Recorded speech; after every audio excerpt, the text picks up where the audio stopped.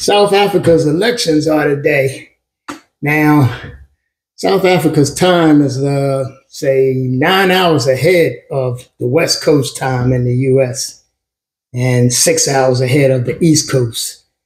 So they are well into their day. I don't know how long it would take to actually count up the votes, how it's done there. They even had people out of the country of South Africa that lived in places around the world, and they got to vote from the countries that they live in, about 78,000 of them. So a lot of them was able to vote in the countries that they were in. Some of them had to travel pretty far, and I think everybody couldn't get to it.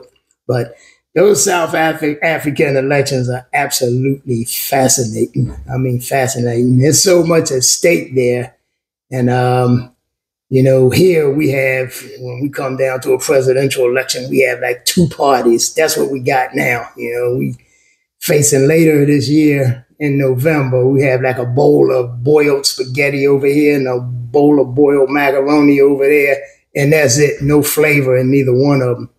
Everybody hear about Trump, and they think he's something, I don't know what, They call him a gangster. He ain't nothing but a big fat bully, the same old bully in the schoolyard, which is basically nothing but a big fat punk.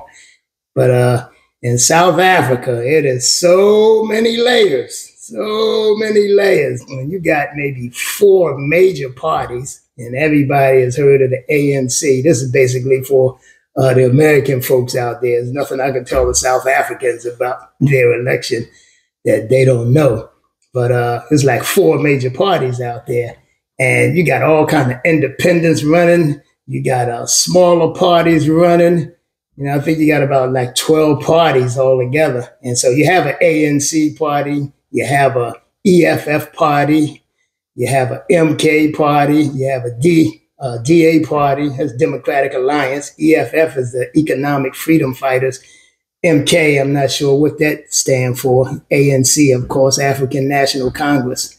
But if I was born in South Africa, I would have spent more than half of my life under apartheid. And so I'd probably be dead by now, because I don't know. As being born in South Africa, I don't know how I would have handled apartheid if I came up and it was already in place. But I know how we fought racism here. So I have a feeling I wouldn't have been alive if I was in South Africa under apartheid. It's going to be something, because there's so much at stake for the future of South Africa after this election. And all the polls and most of the people following politics in South Africa, they kind of know that the ANC is going to fall below a 50% vote in South Africa. So they may have to align themselves with another party. And all of that is fascinating, which will happen. In that case, I've been running around. That's why I'm dripping like crazy. But we shall see. I can't wait until the vote is counted and find out what actually is going to take place in that fascinating country after these elections. I can't wait.